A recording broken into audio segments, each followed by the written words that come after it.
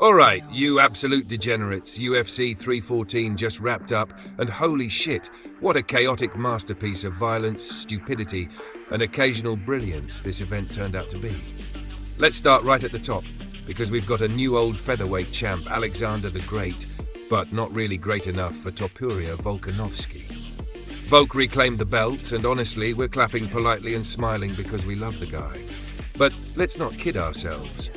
This division is basically Ilia Topuria's property, and Volk's just renting space. Volk fought Diego Lopes, and if there was ever a more blatant showcase of zero fucking fight IQ than Lopes in this fight, I haven't seen it.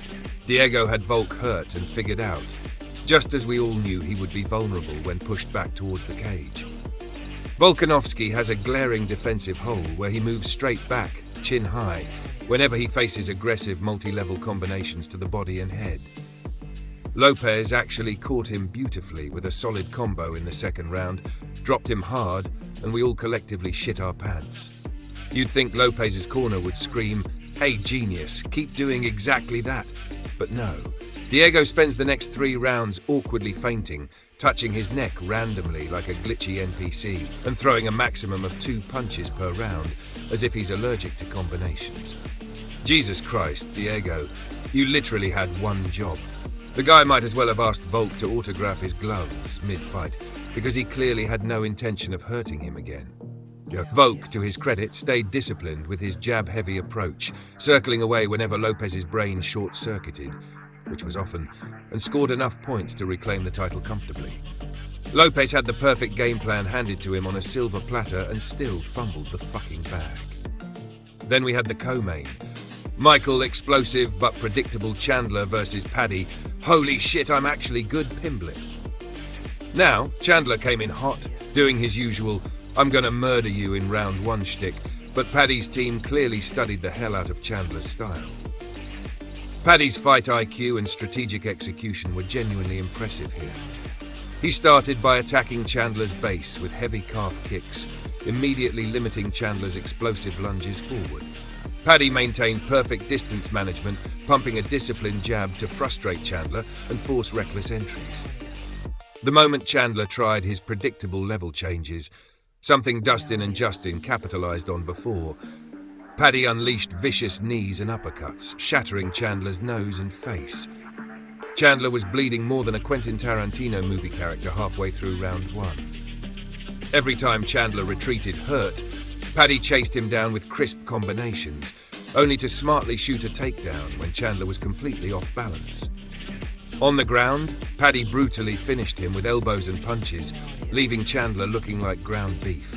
Honestly, this was one of the best tactical performances we've seen recently, and it came from fucking Paddy Pimblett. Absolutely unreal fight IQ. Speaking of Bellator being the absolute bottom-tier minor leagues, Patricio Pitbull came into the UFC against Yair Rodriguez and got schooled so badly he might as well head back to Bellator with a fake mustache and pretend this never happened. Yair kept him at range, landing flashy kicks and easy counters, embarrassing Bellator's former double champ thoroughly. Pitbull looked like a kid trying to hit a piñata, blindfolded and drunk. Zero chance. Dominic Reyes is fucking back! After spending the past few fights getting sent to the Shadow Realm repeatedly, Reyes decided enough was enough and brutally KO'd Nikita Krylov with a hook cleaner than Jon Jones' ped tests.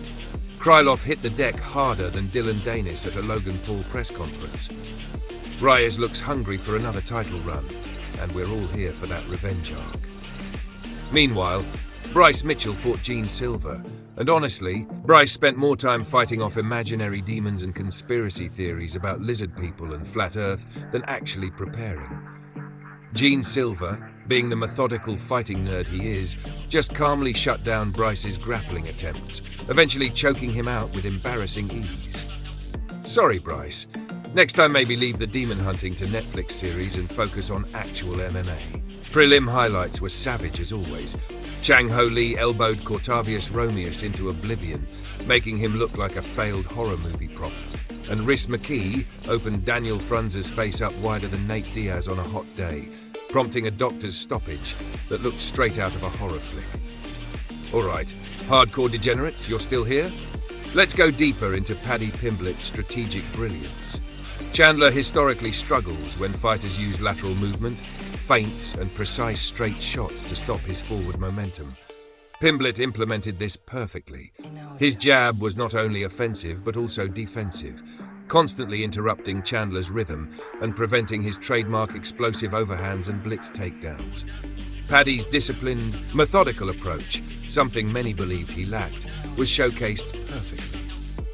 His understanding of when Chandler would attempt a takedown allowed him to time devastating knees that dismantled Chandler's face and broke his will. For VOLK versus Lopes, technical insight shows clearly that Lopes should have been pressuring VOLK consistently with combos of 4 or 5 strikes. Body shots to get VOLK's guard down, then headshots when VOLK inevitably backed straight up with his chin exposed. Lopes found the blueprint, then inexplicably decided he'd rather shadowbox ghosts. VOLK's jab, distance control, and movement carried him to a comfortable victory once Lopes abandoned the effective strategy. It was frustratingly clear Lopes had the right answer, but chose the wrong execution entirely. Alright, degenerates, that wraps our technical breakdown. Subscribe, or else Dana White books you to headline the next women's bantamweight title fight. Like this video, or else Jon Jones crashes your next family BQ and starts demonstrating spinning elbows on grandma. Share this video or else Bryce Mitchell kidnaps you to join him in fighting demon birds. Until next time, remember to keep your chins down and fight IQ higher than Diego fucking Lopes.